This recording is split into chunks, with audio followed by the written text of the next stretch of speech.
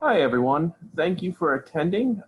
We are just going to give a few more minutes for any stragglers to log on, and then we will get on with the webinar. Thank you so much for coming. We'll talk to you in a minute.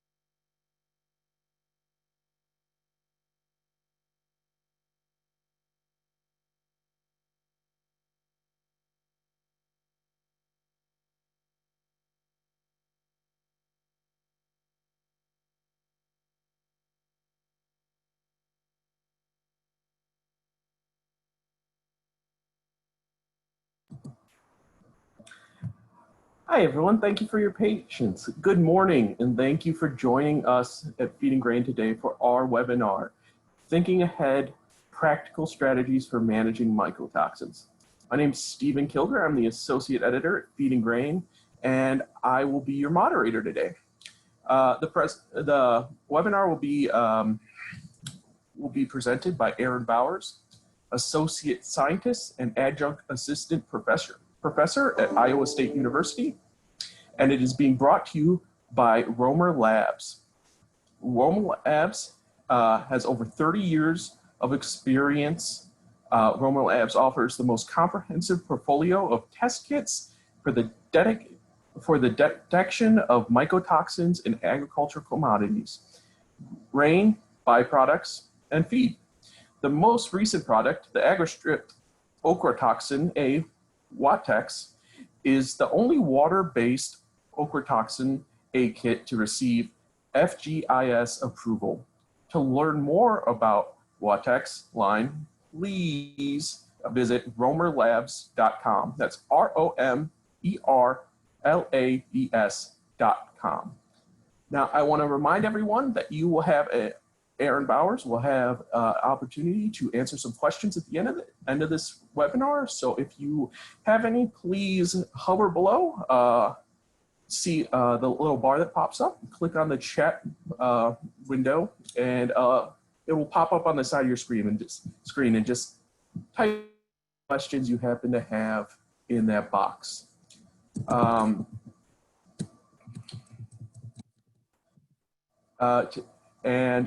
Also a reminder that we are recording today's webinar, and we will be following up with an email with a link to the sources that Erin gives during the presentation, along with the video recording.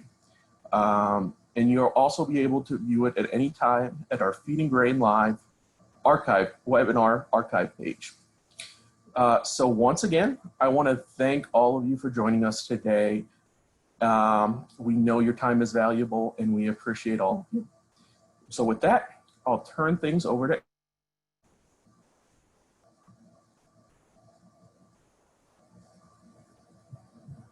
Hi, everybody. Thank you so much for joining us today. I am here at the beautiful Iowa State campus in Ames, Iowa, where we were right in the middle of that derecho that came through. And so I hope that our internet holds through for you. I am on campus, but even parts of campus still don't have power yet. So we'll do the best that we can today and get going talking about some of the unique situations that we're looking at for the 2020 harvest and how that may impact some of our quality and safety issues, especially with a focus on mycotoxins. So again, I'm Erin Bowers, and I'm a scientist at Iowa State, and I've been working in the area of mycotoxins for about about a little over 10 years now, and have some great colleagues with whom to bounce some of these ideas off of, and at least give you a picture of what you're looking at for some of the situations that you may be running into in 2020 and how you might think about managing those mycotoxin issues. So just to start off, so you can see a little bit of what we're talking about, on your screen you'll see 3 photos. The one on the top left is my backyard. So I'm one of I think Ames has, the city of Ames has restored power to about 80% of the community. Mine is not one of them yet. And this is just a little part of my backyard. So we've been busy at work here for the last few days, and we're one of the lucky ones. We didn't have any damage on our home, but there is a lot of destruction left in the wake of this storm. As you can see in the other 2 pictures on this slide, it's impacted large swaths of our crops. It's impacted our storages, and not just at a farm level, but also at the the elevator and processor level as well. Cedar Rapids, Iowa, I think is the largest corn processor maybe in the world, and they are currently also looking similar to this. Just a lot of damage. Currently probably in shutdown, I think, for Cargill and ADM. I know there's a lot of elevators that are assessing damages right now for their storage structures. You may be one of them. Hang in there. This is not an easy situation for anyone. But I think one of the hallmarks of agriculture and of the people in agriculture is the way we take care of each other and our loyalty. And so let's be kind to each other and do our best to do our part. So if you're here today, pat yourself on the back, because that in the midst of everything going on, you're taking a few minutes out of your day and your week and your month, which could easily be filled 3 times over with things. But you're taking this time to think about the fall, what you're going to do, and to start at least gathering the information you need to develop a plan. And so take heart and pat yourself on the back. It's a good first step. And I hope that by the end of this, you find that even though there are a lot of challenges ahead, that you know some of the resources you have, and that you can at least start taking some tangible steps toward managing your risk and at your facility or your farm. In general, when we talk about mycotoxins, there are 5 principal mycotoxins of concern in our grains. These are aflatoxins, deoxynivalenol, fumonisins, zearalenone, and ochratoxins. So on this table, what you can see are the fungi that produce, the key principal fungi that produce those mycotoxins, the typical cereal crops which are affected, although these can vary and these are not all inclusive at all. And also favorable conditions for those fungi to grow. So mycotoxins are secondary byproducts of fungi. And so when you have a fungus that infects your field, then you may have a risk of mycotoxins in your crop. And you can see that those weather conditions vary anywhere from hot drought conditions all the way down to our cooler and wetter conditions. So just take note that what you see in the parentheses for a temperature is the optimum fungal growth temperature. I will state that the temperature that is optimum for that fungus to produce mycotoxins is maybe different. The ranges for growth of these fungi can be a little wider. This is just optimal growth temperature, but the range for mycotoxin production does tend to be a little narrower. So you can see we trend a little bit in a stepwise form. So as we move from cool to hot, we step from a deoxynivalenol or zearalenone risk. In that cooler, wetter climate, fumonisin tends to be that warm to hot or drought conditions during grain maturity. Aflatoxin is a little more on the extreme. It likes the pretty hot and drought conditions. So as we're entering into 2020, I know there have been a number of areas that have have been concerned about aflatoxin, and I'm going to show you in a little bit a few maps, and we'll talk about what our risks might be. Before I do that, let's just quick review that there are action, advisory, and guidance levels, which are issued by the Food and Drug Administration of the United States for aflatoxins, for deoxynivalenol, and for fumonisins. On these slides, I've stated those levels, and I think one of the key takeaways from this is to note that even if we have issues with certain mycotoxins in any given year, oftentimes there is still a marketable end use for that grain, but it has to be directed toward a market that can tolerate its use safely. So for example, if you look at our action levels for aflatoxin, the limit for grain in general commerce is 20 parts per billion. Above that, it starts needing a lot more strategic direction to a market that can tolerate its use. One of the most extremes being finishing beef cattle, which can tolerate up to 300 parts per billion in corn. So a takeaway from this is that, again, there are often end uses for grain that is contaminated with mycotoxins, but it must be informed by test results, and it must be, you need to have a strategic plan for that. So this is deoxynivalenol, which is produced by that gibberella ear rot, Fusarium graminearum being the typical fungus that causes that ear rot disease. And so you can see for deoxynivalenol, just pay attention to the fact that the advisory levels for deoxynivalenol, which by the way is also known as DON or vomitoxin, it actually is stated as a, for the feed ingredient specifically, and then the limit for that feed ingredient, along with the limit for the proportion of the diet that should be comprised of that contaminated feed ingredient. So what you get at the end is the column on the right, which will show you essentially kind of the raw level, that would be the limit in the grain, and then in the parentheses is essentially the finished feed limit. And so especially being careful at some of the more sensitive species like swine, even though the grain can contain, it says it can contain up to 5 parts per million of DON or vomitoxin in the grain. That's not to exceed 20% of the diet. So really, in effect, their finished feed limit is 1 part per million.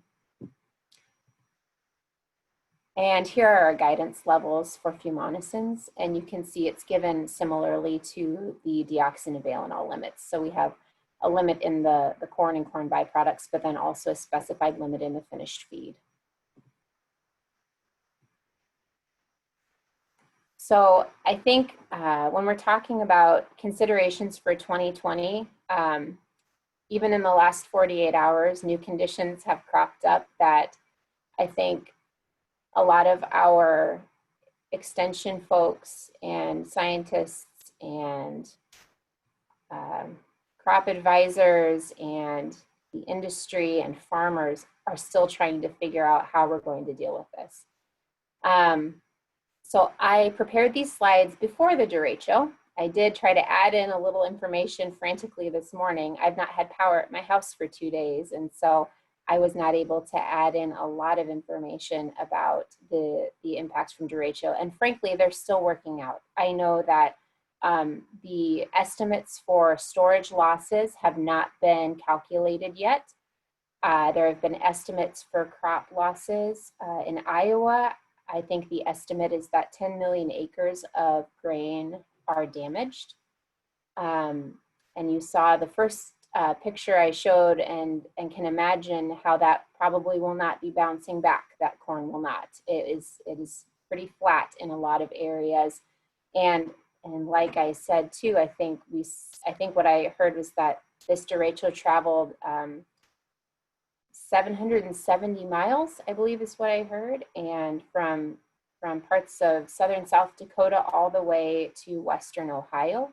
And so you can imagine that a lot of our grain belt is going to be dealing with management of downed corn and all of these, the impacts of our storage losses for the duration of this harvest. So let's first talk about weather conditions. So this is our US drought monitor, and you can see that the date was, I pulled the most recent one that had been released by USDA, which was August 4th. But parts of our grain growing regions are in drought conditions. That does, I will say that does raise a need for awareness. In July, a lot of these areas also had quite hot temperatures. Many people were worried. I tried to hold back a little bit from saying anything. It's very easy to sound like Chicken Little and the sky is falling when it comes to mycotoxin prediction. So much of it is determined at even a field level. So, you know, these conditions for fungal growth and mycotoxin production, it matters what time during grain development they occur.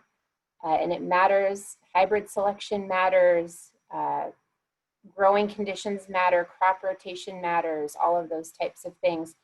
And so I have been hesitant to make any large scale predictions, but what I will say right now is that, as we can see from the derecho that just occurred, and a friend just sent me a picture today, Ames 10 years ago, we had a massive flood. In 2012, we had aflatoxin issues because of major drought in the Midwest. The last decade has held unprecedented combinations of weather conditions that leave prediction in any sort of reliable way to be a quite tenuous undertaking. I'll just say that much. But what I will say is anytime we have these conditions where we're especially getting into extreme drought conditions, even severe drought conditions, and then warm temperatures, it is good to be aware that we do have increased risk for aflatoxin or fumonisin. By the way, mycotoxins can co-occur in grains. So just because we have aflatoxin doesn't mean we might not also have fumonisin issues in your area. So it's important to keep your eyes out and know what's going on in your area. I will show, though, in 2012, as I said, that was the last bad aflatoxin year that we've had in the major corn growing regions of the US. And you can see at around the same time during that year, the conditions were much worse and much more widespread. So I think we can take heart a little bit with that, but I will just say don't get off your guard. We are hoping for somewhat mild conditions here, especially with all of the damage that was just sustained, to hopefully fend off further fungal infection in the grain or fungal growth. So if we can continue on with moderate temperatures, we may still come out of this in decent form. This is just showing crop progress. As I said, a lot of our, especially corn, is susceptible during that grain maturity period. So you can see where we're at right now. Also from this graph in the middle, you can see that our crop conditions were already falling, and I expect that we will see quite a hit with this after we've taken stock of the damage left from this week's storm. So that will be reflected definitely in the risk that you're seeing at receiving, especially if those things occurred in your area, which it occurred in a lot of areas. So just be quite aware that worsening crop conditions is generally trends the same with a higher risk for mycotoxin issues in general. I wanted to point out, if you speak FSMA, Food Safety Modernization Act, that in the rule, it does state that raw materials and other ingredients must be examined to ensure that they are suitable for manufacturing and processing into animal food, and they must be handled under conditions that will protect against contamination and minimize deterioration.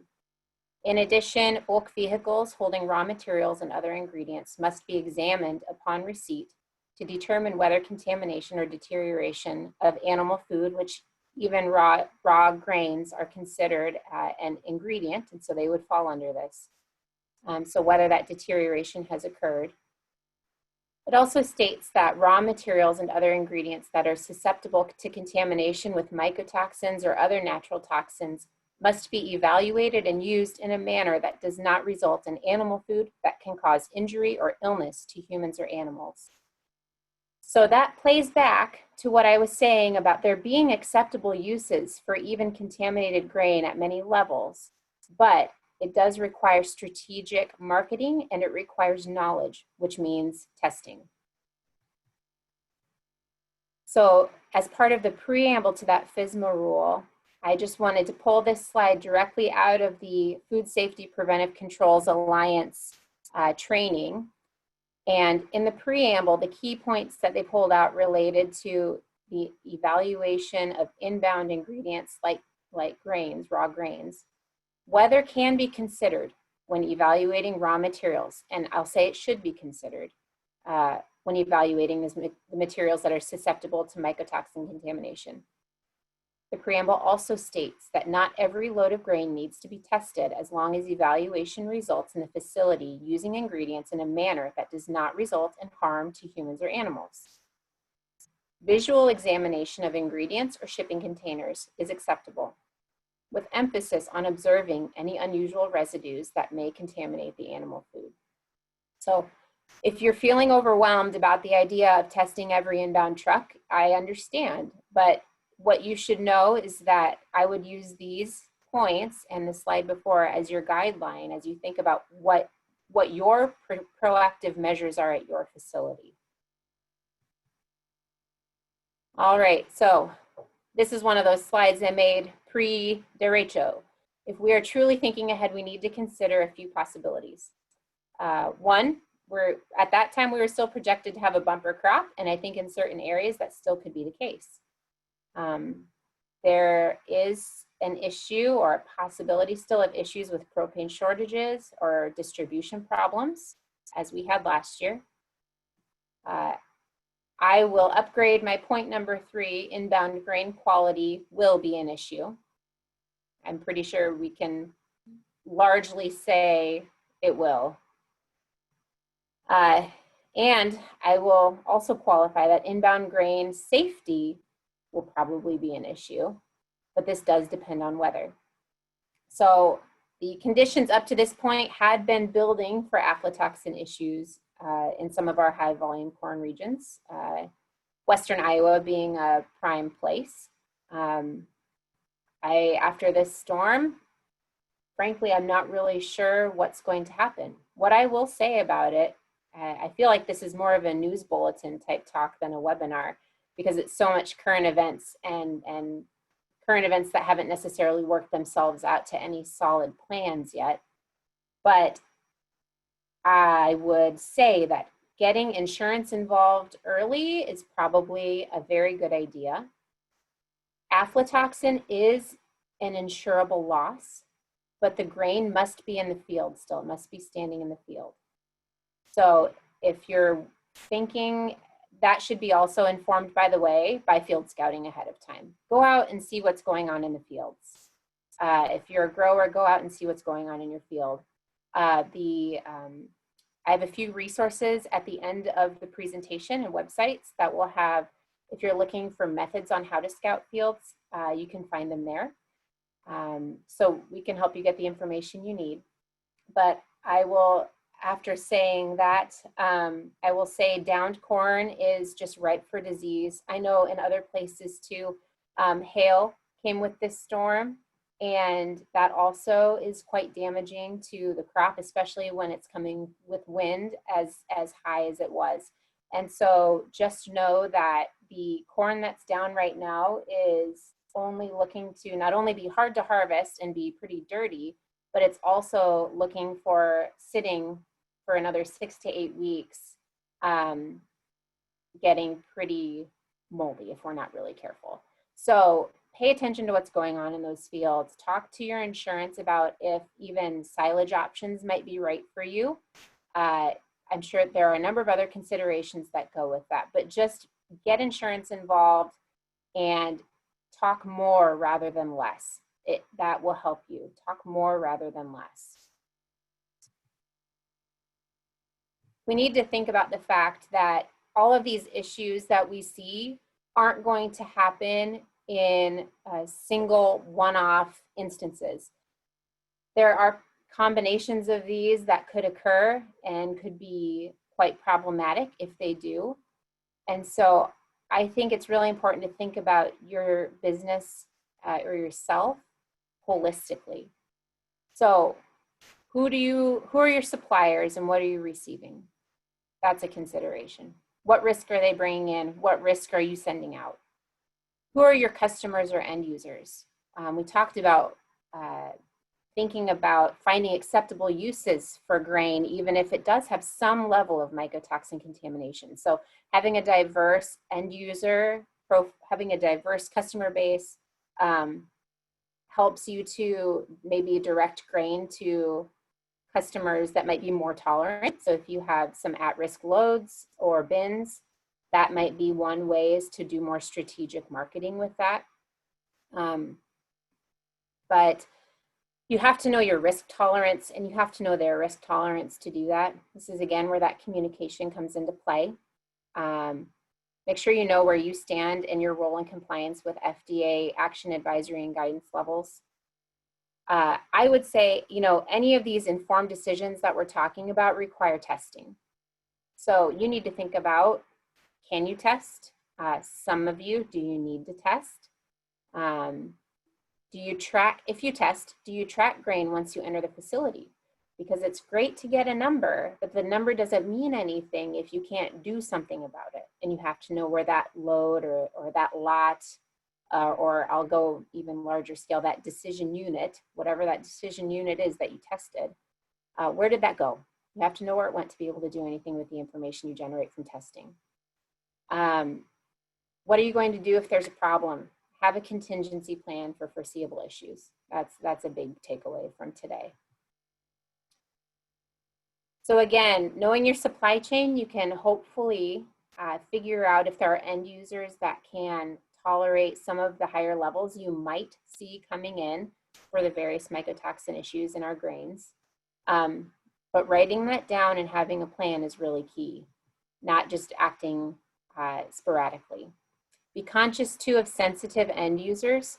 So for example, mycotoxins concentrate 3 times in dried distillers, grains, and solubles, which are a co-product of fuel ethanol production. And that is 3 times relative to the grain from which they originated. So know that just sending ethanol producers are generally pretty cautious and take that factor into account along with a measure of safety, because they know that their end product will come out with 3 times the level that they had in the incoming grain. Also, from an aflatoxin perspective, if you take a closer look at the action levels for aflatoxin in beef cattle and dairy cattle, they differ. And it's not because dairy cattle are more sensitive than beef cattle, but it's because aflatoxin, a metabolite of aflatoxin, can actually pass through into the milk, and it's then a human food safety concern from a dairy perspective. And so our dairies are more sensitive end users from an aflatoxin perspective. I present the following with a disclaimer. At this point, for grains, the FDA does not recognize cleaning to be a method of mitigating mycotoxin issues in grain lots. Saying that, there have been a few studies recently. This is just an example from a study that was published in 2017 on using a combination of screeners and cleaners to try to take out some of the fines and broken, damaged kernels, etc., and seeing the impact on the reduction in aflatoxin in a large lot of grain. And so what I'll show you is that through the various screens and screen sizes and passes that they did, they essentially were able to take a grain lot that had an aflatoxin level of 185 parts per billion And at various stages during this process, you can see that they were removing a certain percentage of the material, but with that reduction, it was really concentrating the aflatoxin issue in the material that was removed, because mycotoxins do tend to be more associated with broken kernels, with fines, damaged kernels, that sort of thing. So removing those fractions through this process actually did help them to achieve a lot that was, it ended up being below the limit of detection. So that's just an encouragement, I guess. However, like I said, this is not condoned or endorsed by FDA as a way to mitigate mycotoxin issues. But if you are on farm trying to feed out grain, this might be something that you can look into. I think this has bigger implications too for putting grain into storages. We know that when grain goes into bins, that it tends to accumulate in the fines and such tend to accumulate in the center. So coring bins, in a similar way to removing the fines through this screening process that was done in this study, coring bins helps remove a lot of that material and may remove a lot of your issue. It, of course, has the benefit of improving airflow, which is a absolutely necessary step in storing grain safely and not getting those hot spots that can occur if you have wet spots of grain or grain that's too densely packed to get airflow for drying. So implications, I'd say, core bins, clean grain, do not mix old and new crop. We thought last year's crop was not very good. I'm anticipating issues this year. And as I stated, this cleaning and screening with the purpose of lowering mycotoxin levels is not currently recognized by the FDA and approved by the FDA as a mycotoxin mitigation strategy. So if you're looking at making a FSMA food safety plan, this isn't going to fly from the perspective of risk management. Excuse me. You're going to have to do more proactive on the front end in order to claim that as part of your risk management strategy for mycotoxins in your food safety plan. From a propane shortage and distribution issues, I would just say we saw this last year and it caused a number of issues with crop quality and storage quality. And I would say pay attention to the maximum storage timetables for corn and soybeans, and just know that these times are additive. So essentially, if you leave grain sitting on a truck waiting to be dried, research shows that not only are you losing your storage time, but also mycotoxins, including fumonisin and DON and zearalenone, have been documented to increase in high moisture grain. So even grain that's sitting on the truck can still be actively, the fungus can be active in producing mycotoxins. And so drying down quickly is very important. If you know that you have contaminated grain, consider the following things. Dry it 1 to 2% more than if you would with sound, or 1 to 2 percentage points more than you would compared to sound uncontaminated grain. I stated already, those cracked and broken grains and fines tend to contain more mycotoxins, and so coring bins, cleaning grain may be helpful for longer term storage. I think it will be helpful for longer term storage, and it will also improve aeration. And then if possible, isolate it because you want to limit cross-contamination. So temporary storages are becoming more common as our grain production has increased and grain yields are increasing. So what I will say is that these should be filled with dried corn at as cool a temp as possible and fill it as fast as possible, then cover it and be done. So don't fill this over a long period of time. All you're doing with that is layering in all of the various weather conditions that occur, which is just asking for huge spoilage issues. this is the, I know this is not practical for everyone, but I'm just telling you, this is the best that you could do right now. You fill it with dried corn, fill it as quickly as you can, get it covered, and then of course you want to add as cool a temp as possible. Again, fill it as fast as possible, cover it quickly if you're able to cover it. Yeah, you don't want to layer in those various weather conditions. It's just asking for trouble. And then finally, use careful aeration. Pay attention to dew points so that you're not just adding humid air to the pile, because all that humidity is going to do is feed any fungus that is sitting on the surface level of those grains, and they will just continue to grow and spoil. That temporary storage grain also should be used as quickly as you can. So once you have markets, trying to get rid of anything in those piles is the best practice. Get rid of it as soon as possible. All right, if you're going to test, make sure you have a valid, documented plan to do so. We know that mycotoxins are distributed unevenly among individual kernels, and it can also vary quite a lot. The levels can vary quite a lot within individual contaminated kernels. So obtaining a representative sample is key.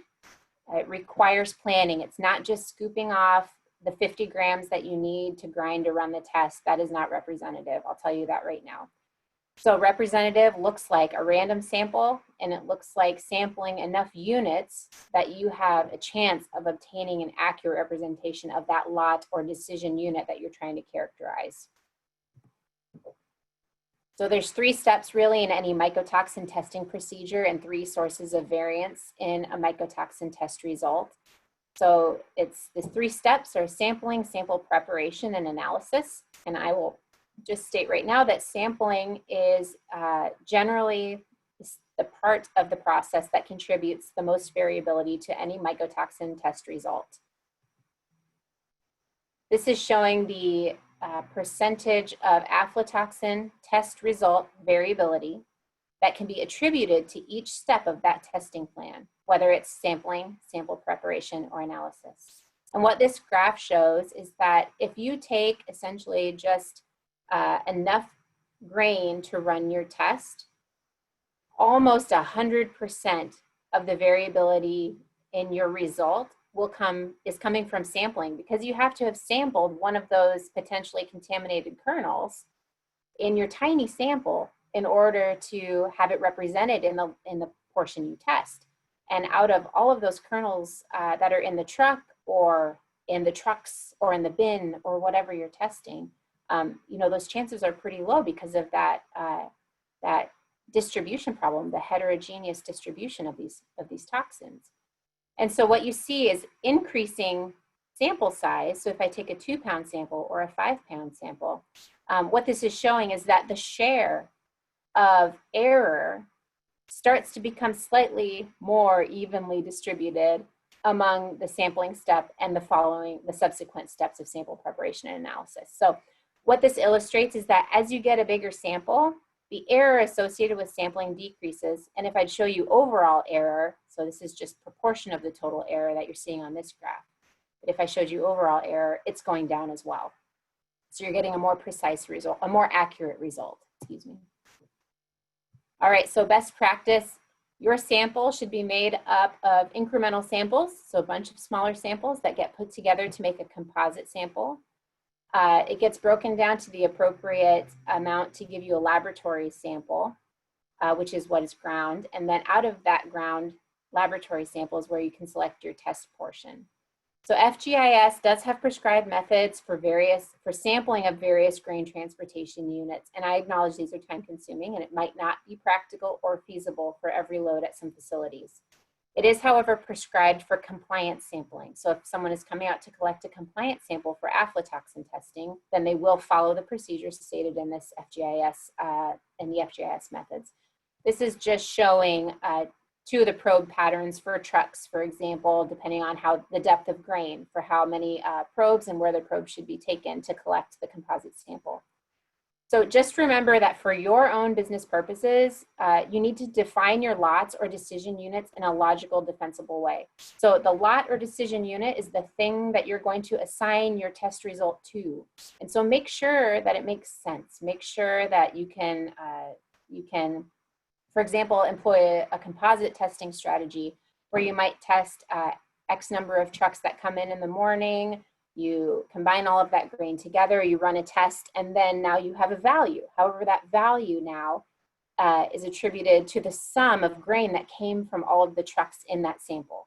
And so if all those trucks went to a bunch of different places or a bunch of different bins, you can't do a lot with that information. So just make sure that you think about what your strategy is and how you might make a decision based on the results. And then if you can take action on that decision based on how you handle the grain. The FGIS laboratory sample sizes for official tests are given here. They are generally best practice. You can see some of these are 10-pound samples. So just keep that in mind. And that's the sample that you would grind.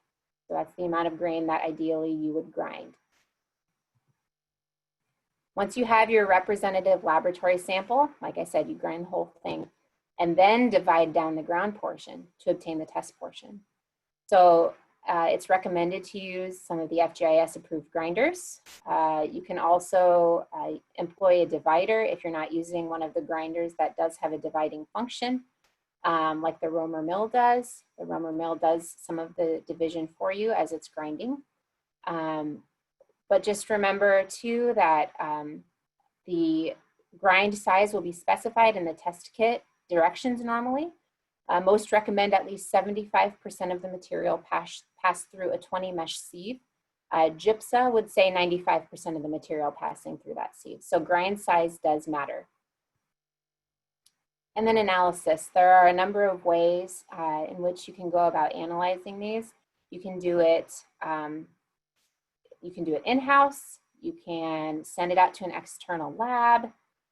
There are a number of different methods that can be used. There are qualitative, which just give you a yes, no, it's there, it's not, or perhaps yes, it's there and it's above level X. But they can't really give you any quantitative information, or they're semi-quantitative in some of those. So there are quantitative methods also that are rapid methods, and they can give you a number. And so you as a business need to decide what the best option is for you. Just know that there are pluses and minuses to each. So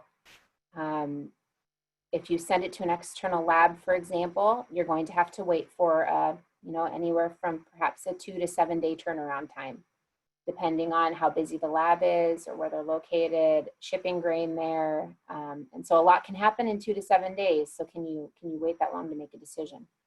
I will also say that there are some of these lateral flow methods which are really helpful in that they not only can give you quantitative results, but they can do so with a water-based extraction. So some of the rapid test kits, many of the original rapid test kits were developed using solvent-based extractions, and then you had to consider how you were going to dispose of hazardous materials. But Romer and others have developed water-based extractions, and so they're much easier and safer to work with for your employees. So there are a lot of options out there, just so you know.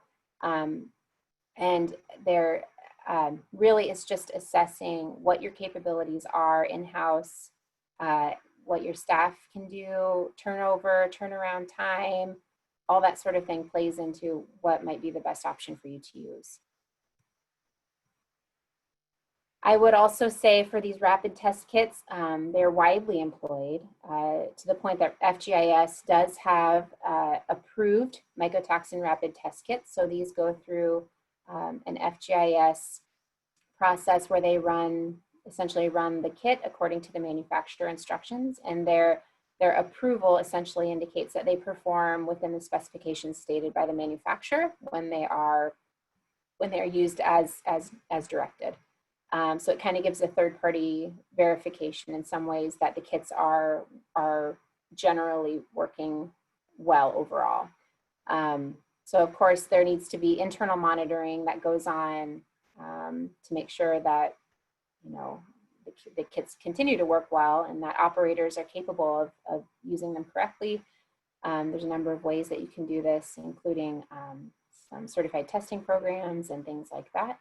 But I will generally say some of the considerations would be some of the big considerations if you're thinking about using rapid tests is making sure that you have personnel that can do this and do these consistently and accurately. And also just consider that, you know, not all of the test kits can just be widely applied to any different grain or co-product or byproduct. They all have to be validated to be used accurately with the various, we call those matrices. And so make sure that whatever matrix you want to test, whether it be DDGs, corn, sorghum, wheat, make sure that the test kit that you're looking at or the rapid kit is approved for use with that matrix. And finally, communicate and write down. Write down. If you're going to make the plan, write it down. If you don't write it down, it didn't happen. So have these plans. And you don't think you have time, I know. And I know a lot of us don't really have time. But I think the biggest favor you could do yourself is to sit down with a wide variety of folks at your facility or in your company and talk about the unknowns and talk about the what ifs and write down what you're going to do, at least roughly. That way you're not shooting from the hip when it happens. Make sure that this communication happens well, even between operations and then the marketers, between supervisors and supervisees at all levels. This is very, very important to think through all of these potential issues and how they could be a reality for you so that you're not reacting. It's one step in that proactive chain. And dare I say, don't forget that we're still in the midst of a global pandemic. And so one of your considerations and what ifs should be, what if this hits our facility? And having at least a rough plan for what you might do. So with that, I thank you so much for your attention. And I give you my email address here, erin@iastate.edu. You can feel free to reach out to me with questions. I'll do my best to answer them or to, if we don't get to them today during our question and answer, I'll do my best to answer them. I will, or to get you to resources that can help you. And I include here a few resources, including so I am with the Iowa Grain Quality Initiative, and we have a number of resources on iowagrain.org. Also check out the Crop Protection Network and Iowa State or your local integrated crop management websites or specialists, especially in regions. I know I focused a little bit here on our Midwest. That's where I am. It's what I see, and I'm especially just in it right now with all of the current crisis. But I don't want to ignore the fact that we probably have listeners who aren't in the Midwest. And so thank you to everyone for listening today. And I really hope that you got some good information out of this, and just know that there are resources available to help you. And just to stay vigilant. These are going to be some trying times this harvest season, but I think the preparation that you're doing starting today will serve you well. It'll serve you 10 times over once you get into harvest.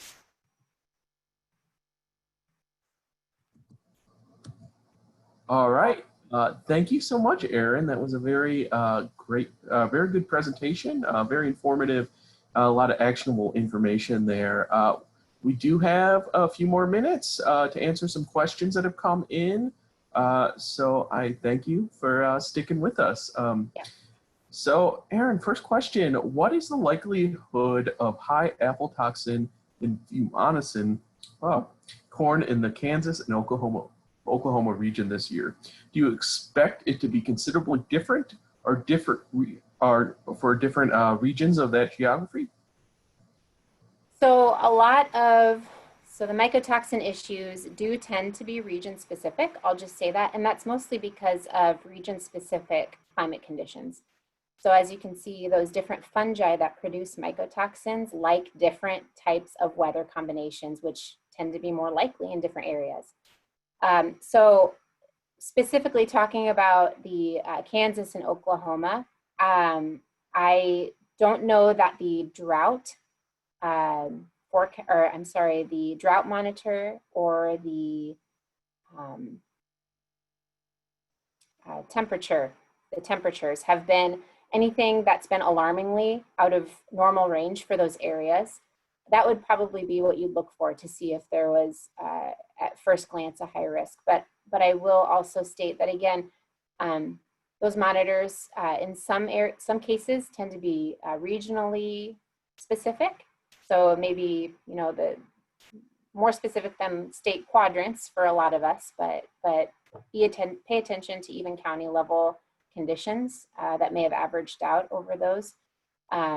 Because even at the county level, there can be different issues than the neighboring county. So I didn't see anything too alarming on the maps from those areas, but I think you can definitely use those as a guide, but it's also good to reach out to your local university extension specialists. They can often assist you and they will know what's going on in your area, or at least areas around you. So. All right, that's great. So we have another question here. Does aflatoxin stay in the soil and recontaminate the next crop? This watcher has recently seen some aflatoxin issues in sorghum, which is fairly uncommon, and they're wondering if that could get worse and worse over time, or if that's more of an isolated issue. Yeah, so those seem like two different questions. So I'll first say that the fungi that produce mycotoxins, aflatoxin included, can stay in the soil. And so if you're continually planting a habitable host crop, then it will continue to thrive. So this is, I know we're talking about sorghum for this question, but I know that's one of the reasons that in Iowa, corn and soybean rotation is preferred, because it helps kind of tamp down the disease level that can be occurring, because the soybeans aren't a very good host for those types of fungi, but corn is. And so by alternating, you're kind of every other year, you're kind of tamping down those soil fungal loads. So yes, the fungus that produces these mycotoxins, including aflatoxin, can kind of overwinter, if you will, in soil and infect plant crops that are planted into it. This can be especially an issue too if you have no-till conditions.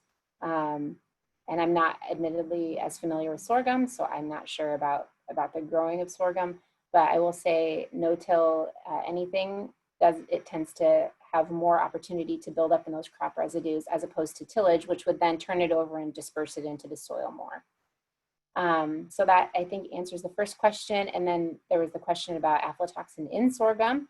And like I said before, I'm not as familiar with it, but what I can say, and I alluded to early in this presentation, is that the combination of weather conditions that we were seeing, over the last decade is showing us, I think, that what we thought we had as easy predictors doesn't always follow anymore. When we have torrential rains, floods, winds, hail, any of these extreme weather conditions, droughts.